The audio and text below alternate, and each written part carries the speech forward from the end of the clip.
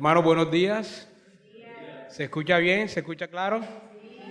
Perfecto. Bienvenidos a este nuevo día del Señor. Y les pido, hermanos, que me acompañen con sus Biblias. Vamos a abrir las Escrituras en Segunda Epístola a los Corintios, capítulo 4.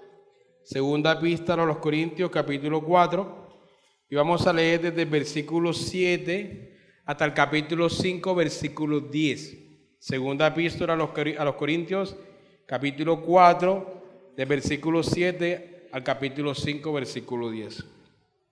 Dice la santa palabra de nuestro Señor: pero tenemos este tesoro en vasos de barro, para que la excelencia del poder sea de Dios y no de nosotros, que estamos atribulados en todo, mas no angustiados, en apuros, mas no desesperados, perseguidos, mas no desamparados, derribados, pero no destruidos, llevando en el cuerpo siempre por todas partes la muerte de Jesús, para que también la vida de Jesús se manifieste en nuestros cuerpos. Porque nosotros que vivimos siempre estamos entregados a muerte por causa de Jesús, para que también la vida de Jesús se manifieste en nuestra carne mortal. De manera que la muerte actúa en nosotros y en vosotros la vida. Estos 3 versículos siguientes es en el que nos enfocaremos hoy. Pero teniendo el mismo espíritu de fe, conforme a lo que está escrito, creí por lo cual hablé, nosotros también creemos por lo cual también hablamos, sabiendo que el que resucitó al Señor Jesús, a nosotros también nos resucitará con Jesús y nos presentará juntamente con vosotros. Porque estas cosas padecemos por amor a vosotros, para que abundando la gracia por medio de muchos, la acción de gracia sobreabunde para la gloria de Dios. Por tanto, no desmayamos. Antes, aunque nuestro hombre exterior se va desgastando, el interior no obstante se renueva de día en día. Porque esta leve tribulación momentánea produce en nosotros un cada vez más excelente y eterno peso de gloria. No mirando las cosas que se ven, sino las que no se ven, pues las que se ven son temporales, pero las que no se ven son eternas. Porque sabemos que si nuestra morada terrestre, este tabernáculo, se deshiciere, tenemos de Dios un edificio, una casa no hecha de manos, eterna en los cielos. Y por esto también gemimos, deseando ser revestidos por aquella nuestra habitación celestial, pues así seremos hallados vestidos y no desnudos. Porque asimismo, los que estamos en este tabernáculo gemimos con angustia, porque no quisiéramos ser desnudados, sino revestidos, para que lo mortal sea absorbido por la vida. Mas el que nos hizo para esto mismo es Dios, quien nos ha dado las arras del Espíritu. Así que vivamos confiados siempre, y sabiendo que entre tanto que estamos en el cuerpo, estamos ausentes en el Señor, porque por fe andamos, no por vista. Pero confiamos, y más quisiéramos estar ausentes del cuerpo y presentes al Señor. Por tanto, procuramos también, ausentes o presentes, serle agradables. Porque es necesario que todos nosotros comparezcamos ante el tribunal de Cristo, para que cada uno reciba lo que haya hecho mientras está en el cuerpo, sea bueno o sea malo. Los versículos 3 al 15 son los versículos del capítulo 4 en los que nos vamos a enfocar en esta mañana. Señor, te damos muchas gracias. Gracias, Señor, porque tú has inspirado esta porción de las Escrituras, Señor. Por medio de tu Espíritu Santo, tú inspiraste esta porción y no solamente la inspiraste, sino que también la preservaste hasta nuestros días. Así que te pedimos que el mismo Espíritu que inspiró esta porción de las Escrituras nos ilumine en esta mañana para el entendimiento de ella, Señor, y que la aplique a nuestras vidas. Te lo pedimos en el nombre de tu Hijo. Amén. Entonces, como ya dijimos en el sermón pasado, vamos a estar en esta porción de las Escrituras por 4 sermones, y este es el segundo sermón en el que estaremos en este pasaje. En el sermón anterior vimos que el apóstol Pablo nos enseña que llevamos un tesoro glorioso en vasos de barro. Aprendimos que el poder del Evangelio no está en nosotros, sino en Dios. Y que Él se deleita en mostrar su gloria por medio de nuestra debilidad. También vimos que aunque somos frágiles, aunque estamos atribulados y muchas veces quebrantados, ese mismo quebranto, esa misma tribulación, esa misma aflicción se convierte en el escenario donde la vida de Cristo resplandece con poder. Claro, la vida de Cristo en nosotros resplandece con poder. Terminamos entonces recordando que el creyente no debe esconder su fragilidad, sino permitir que Cristo sea visto a través de ella, ¿cierto? Ahora, hoy vamos a continuar con esta misma línea de pensamiento, pero Pablo nos va a llevar un paso más allá. Si en los versículos 7 al 12 aprendimos que el poder de Dios se manifiesta en la debilidad, ahora en los versículos 3 al 15 veremos que la fe verdadera no solo se sostiene en medio de la debilidad, como vimos en el sermón anterior, sino que también habla y actúa en medio de la debilidad. En otras palabras, quien realmente cree no puede callar. La fe que nos sostiene en la tribulación es la misma que en medio de la tribulación nos impulsa a proclamar y a vivir para la gloria de Dios. Así que el mensaje de hoy básicamente es una invitación a examinar si nuestra fe está viva o está dormida. Nos recuerda que la fe no se demuestra solo en lo que afirmamos, en lo que creemos. También los demonios creen, nos dice Santiago. Sino que se refleja en lo que hablamos, en cómo vivimos y para quién vivimos. Hablamos, creemos, actuamos. El que realmente cree, habla. El que tiene esperanza, persevera. Y el que ha probado la gracia en su vida, vive para la gloria de Dios. Entonces, vamos a explicar el pasaje. Luego veremos algunas aplicaciones prácticas. Y por último, veremos la aplicación cristocéntrica del pasaje. El apóstol Pablo continúa, como dije, el hilo del pensamiento que inició en los versículos anteriores. Después de hablar de la fragilidad humana como el instrumento donde Dios manifiesta el poder, ahora muestra cómo esa convicción interior produce una fe que es activa, una fe que obra. Así que en 2 Corintios 4, versículos 3 al 15, encontramos tres movimientos que fluyen naturalmente del pasaje. Primero, una fe que habla. Segundo, una esperanza que sostiene. Y tercero, un amor que busca la gloria de Dios. Así que veamos lo primero, una fe que habla, versículo 13. Pablo aquí está haciendo una alusión al Salmo 116, versículo 10. El Salmo 116, versículo 10 dice, creí por lo cual hablé. Y esta alusión que Pablo está haciendo a ese salmo no es accidental, no es casual. En ese salmo, el salmista se encontraba rodeado por la angustia, se encontraba rodeado por la muerte. Pero su fe no lo llevó a dormirse, sino que su fe lo llevó a clamar y a testificar de la fidelidad de Dios en medio de esa angustia.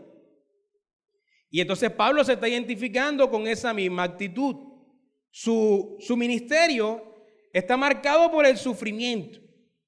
El ministerio de Pablo está marcado por el sufrimiento. Él va a mostrar todas las tribulaciones en las que se encuentra sumergido.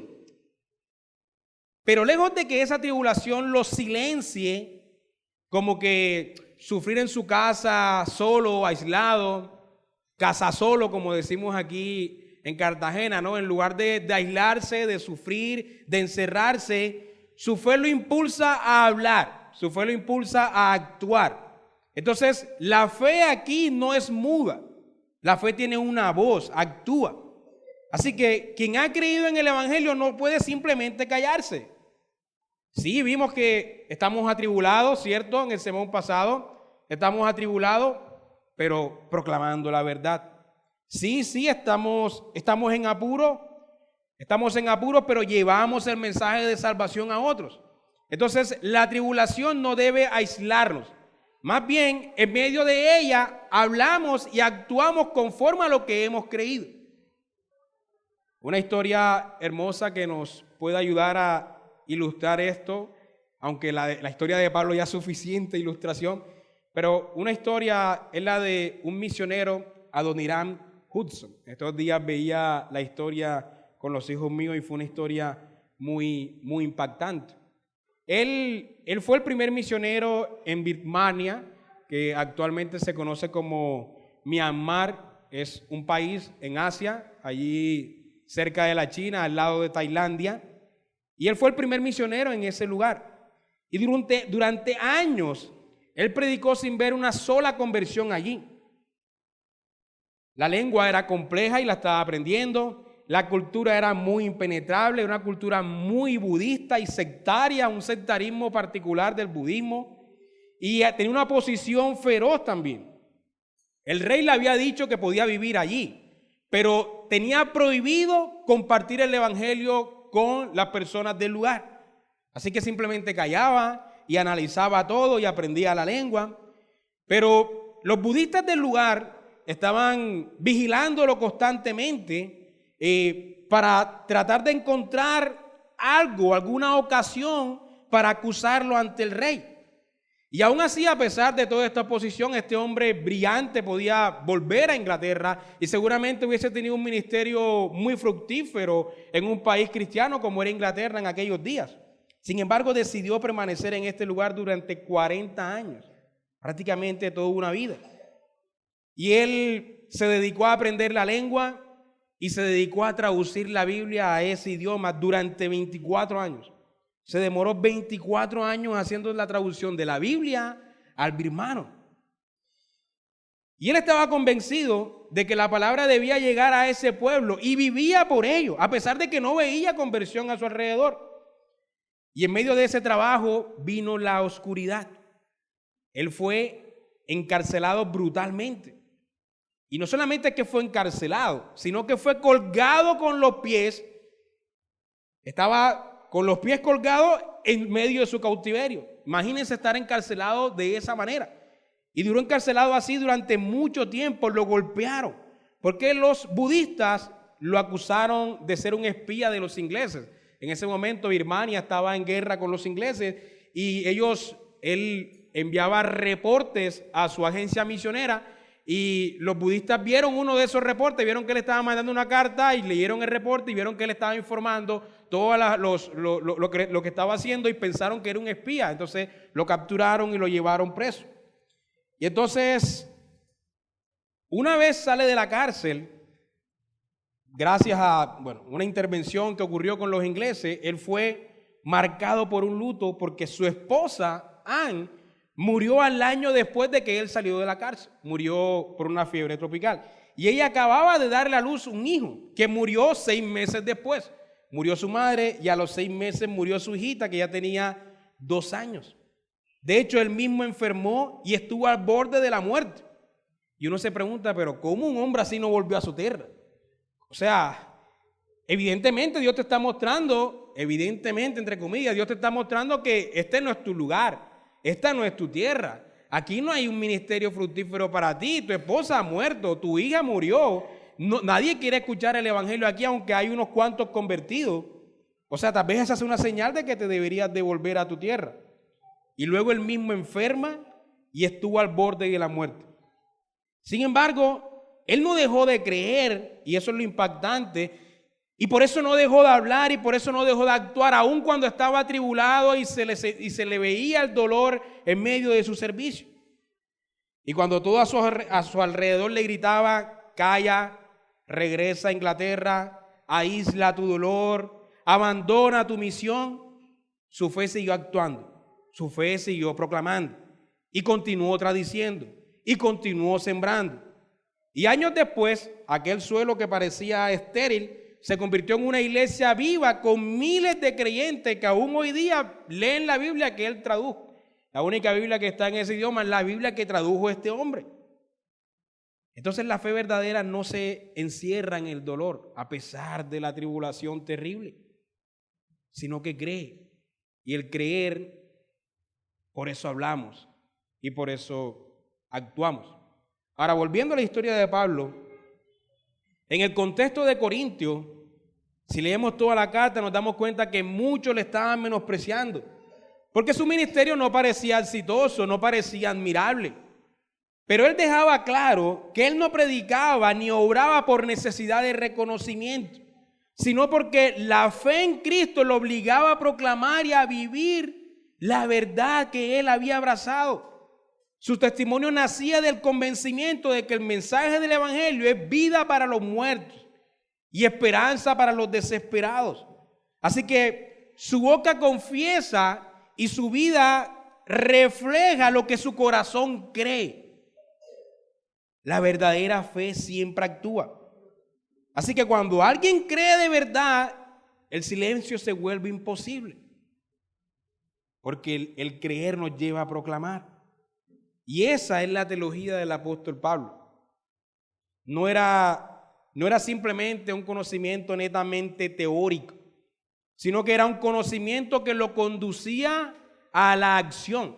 Cuando él en las cartas de Timoteo y Tito habla de la piedad, a veces pensamos en la piedad como simplemente como santificarnos o algo así, pero la piedad allí tiene que ver tanto con el conocimiento como con el actuar, con el movernos, con el poner en práctica la fe.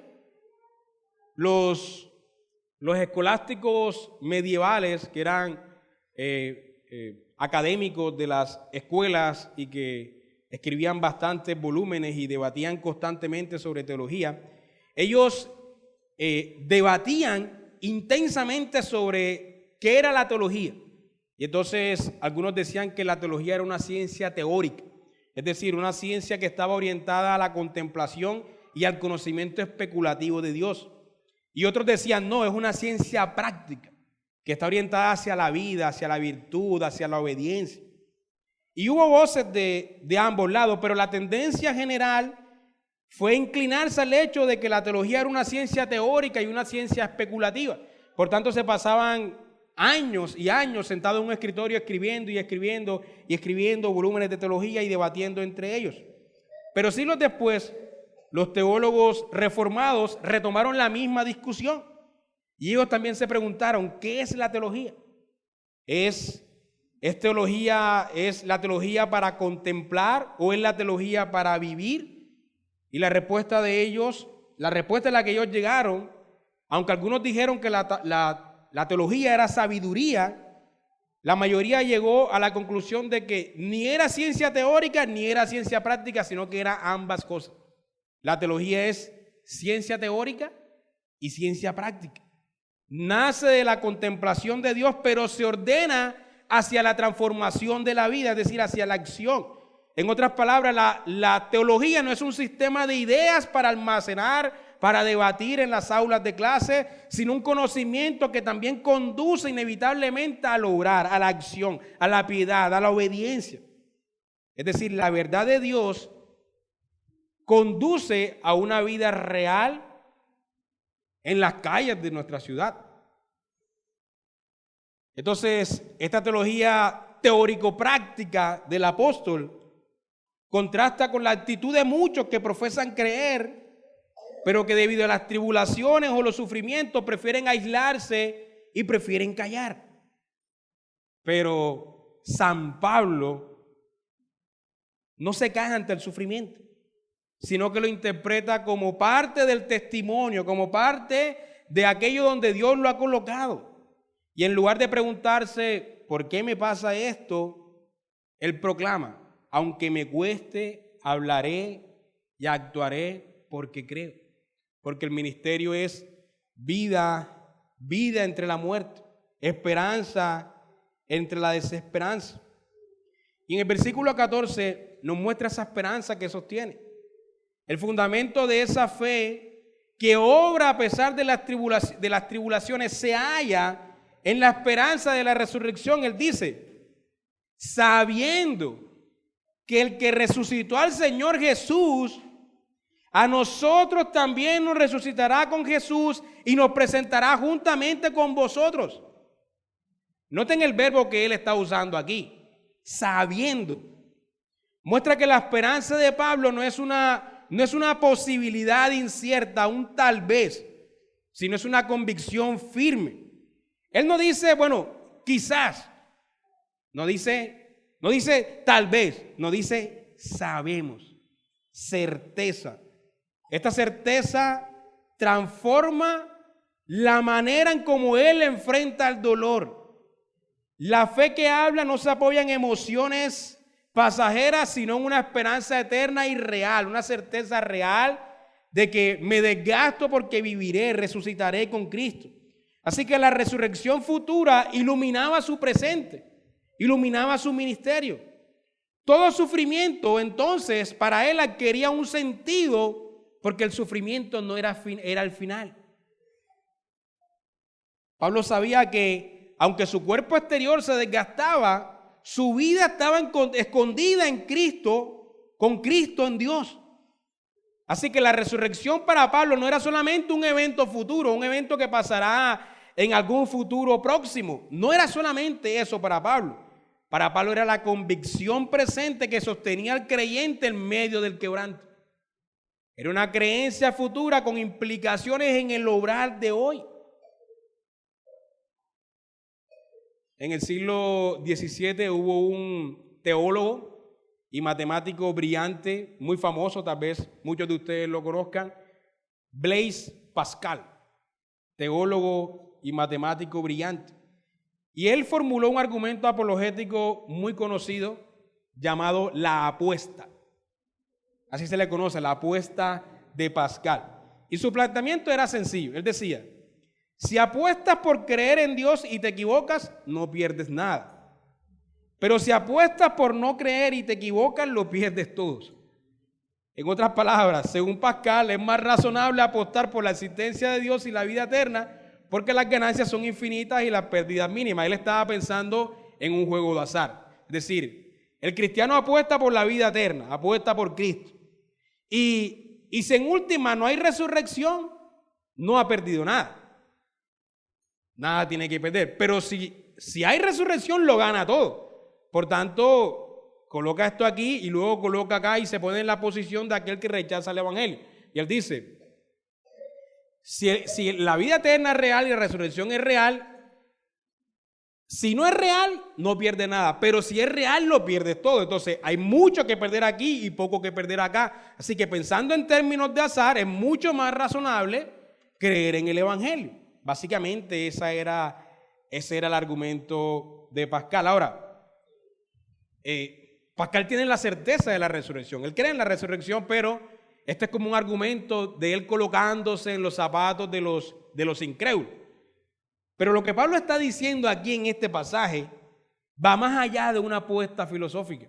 Es decir, nuestra fe no es, por si acaso. ¿Sí? Voy a creer por si acaso. La resurrección no es un riesgo calculado.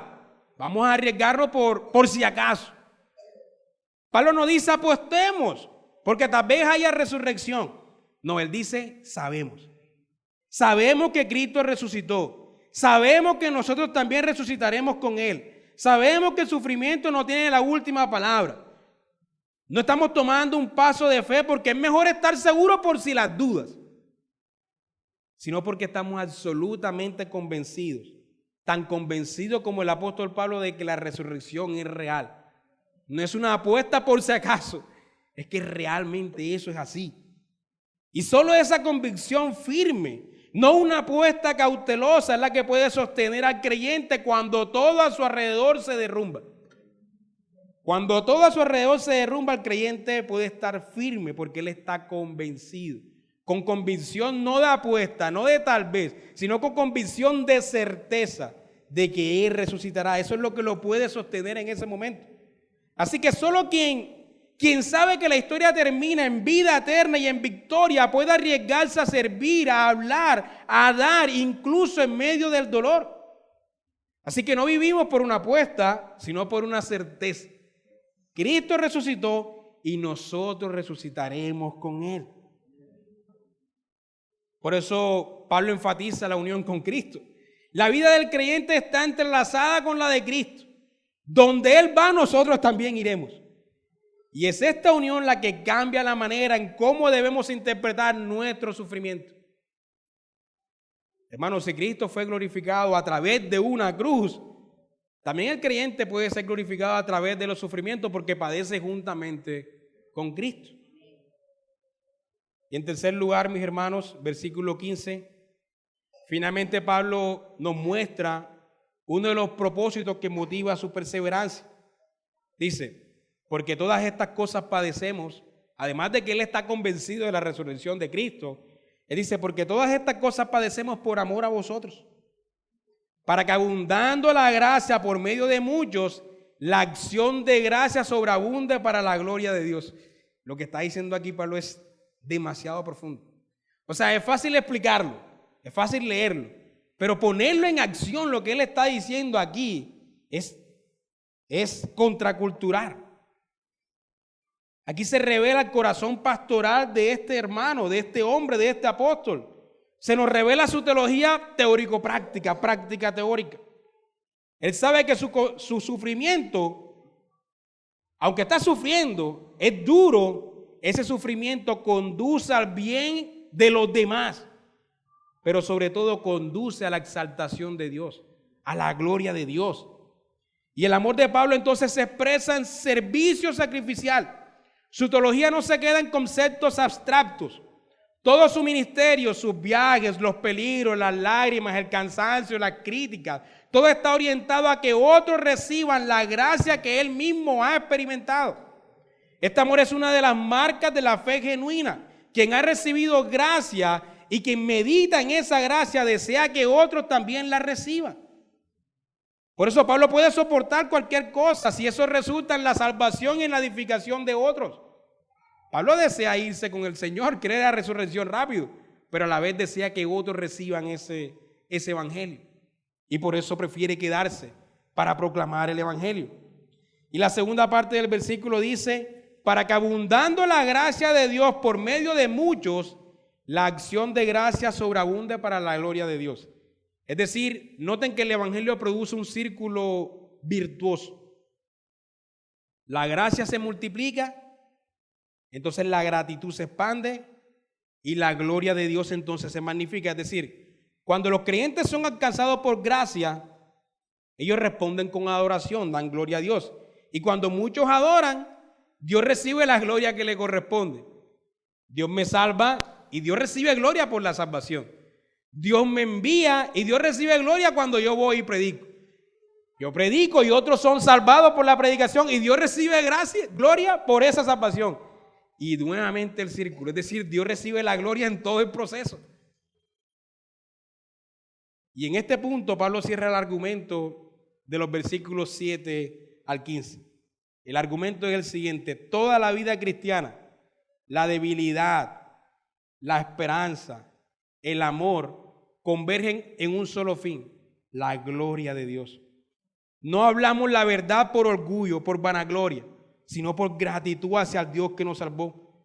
No servimos para ser reconocidos, sino para que otros lleguen a dar gracias y glorias a Dios. No perseveramos por mérito, sino por amor, porque Dios ya nos salvó. La vida del creyente entonces es un instrumento a través del cual la gracia se derrama y la gloria de Dios se debe ver reflejada. Así que, en resumen, este pasaje nos enseña que la verdadera fe no es silenciosa. La verdadera fe no es pasiva. La verdadera fe habla con convicción, espera con confianza y ama a su prójimo con propósito para la gloria de Dios. La voz de la fe anuncia lo que Dios ha hecho. Y entonces la esperanza sostiene cuando todo parece perdido. Y el amor impulsa a vivir para que otros vean la gloria del Dios que nos ha salvado. Y así, esta es la cadena de la vida cristiana. Creo, hablo y actúo. Creí, por lo cual hablé y por lo cual actué. Pero todo esto para que Dios reciba la gloria. Ahora, veamos unas breves aplicaciones del pasaje, aunque ya las hemos estado diciendo, vamos a puntualizarlas. Primero, habla lo que crees, incluso cuando cueste. Pablo nos enseña que la fe no puede permanecer en silencio. Así como el salmista habló en su angustia y Pablo predicó en medio de la oposición, el creyente hoy debe confesar su fe, debe poner en práctica la fe a pesar de las aflicciones.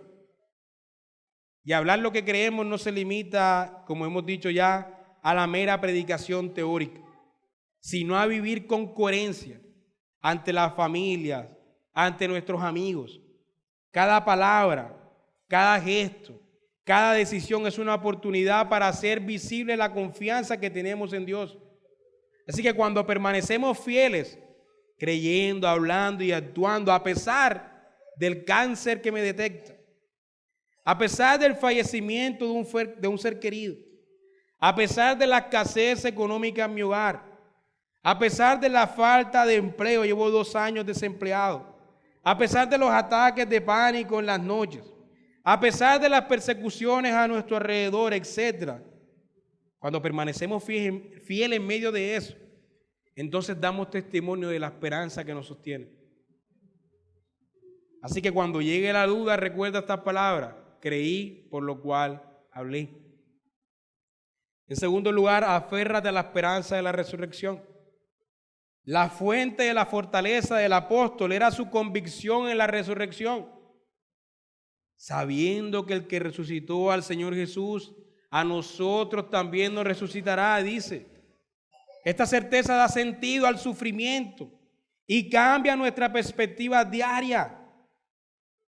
Cuando afrontas pérdidas, cansancio o injusticia, recuerda que tu historia no termina aquí. Cada lágrima derramada, cada lucha enfrentada, cada esfuerzo tiene un propósito eterno.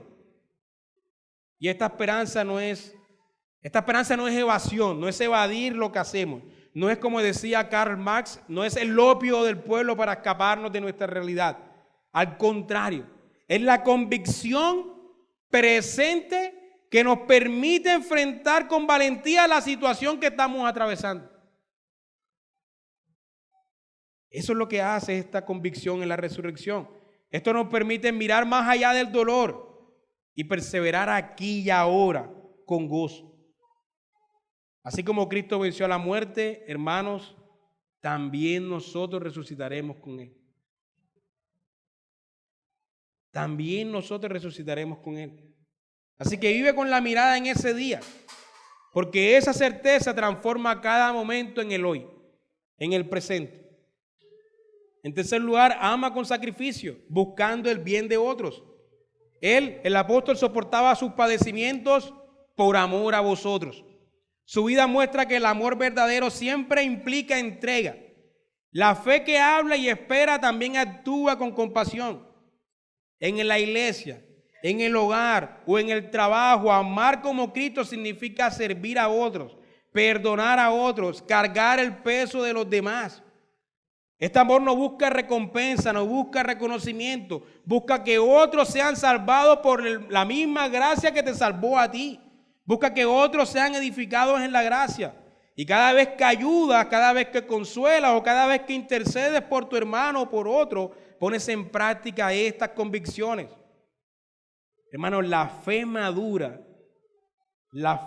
siempre se convierte en amor hacia el prójimo. Si nuestra fe todavía no se ha convertido ahí, todavía nuestra fe es muy inmadura.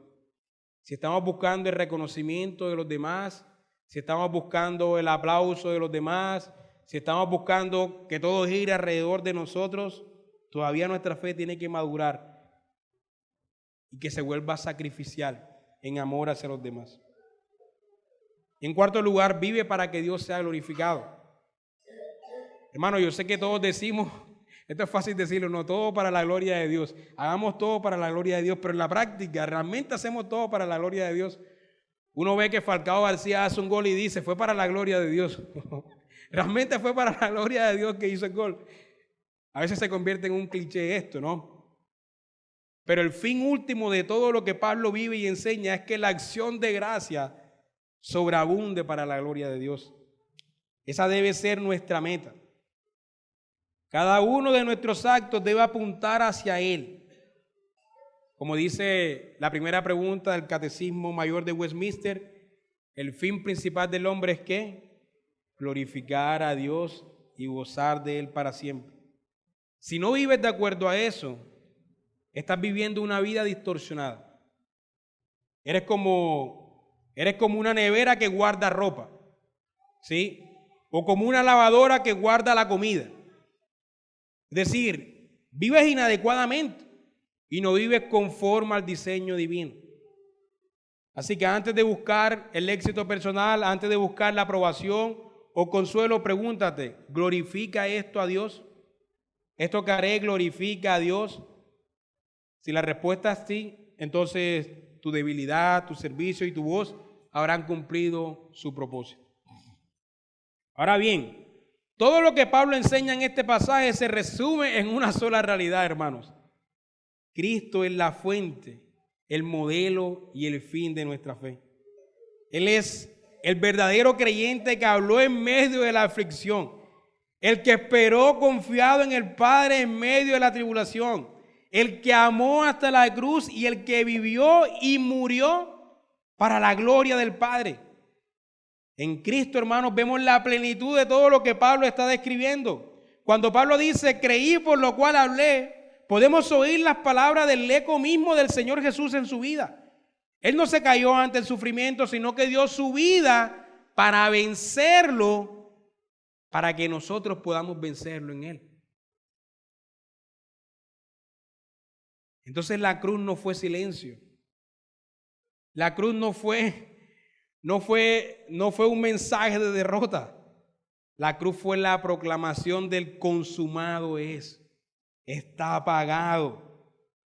Dijo eso después de sufrir por nosotros, ¿no? La cruz fue el mensaje de victoria. Por eso nuestra fe no es una simple imitación moral. Este no es un mensaje moralista, no. Es la participación en la vida del resucitado. Es decir, somos movidos a hablar y a actuar porque Cristo vive en nosotros. No hablamos por vanagloria, sino porque el Espíritu Santo, que ha sido derramado en nosotros por la obra de Cristo, nos impulsa a vivir así para la gloria de Dios. No esperamos por optimismo o por apuesta, sino porque su Espíritu garantiza a nuestro ser que nuestra resurrección es segura en Cristo para la gloria de Dios. Hermanos, todo fluye de Él y todo regresa a Él. Todo es por Él, en Él y para Él. Así que el propósito final de la fe no es la superación personal, sino que Dios sea glorificado en Cristo por medio de nosotros. Cada palabra de fe, cada gesto de esperanza y cada acto de amor es una ofrenda de adoración que apunta al tesoro que llevamos dentro. Los vasos de barro cargando el tesoro, y ese tesoro es Cristo mismo.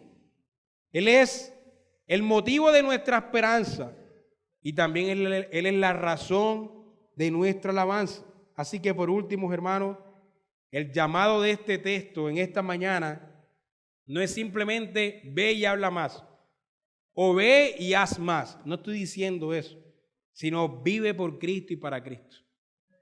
Vive por Cristo y para Cristo, que nuestra vida sea dar voz a su voz, sea un eco de su voz, sea un reflejo de su amor, sea un instrumento para su gloria.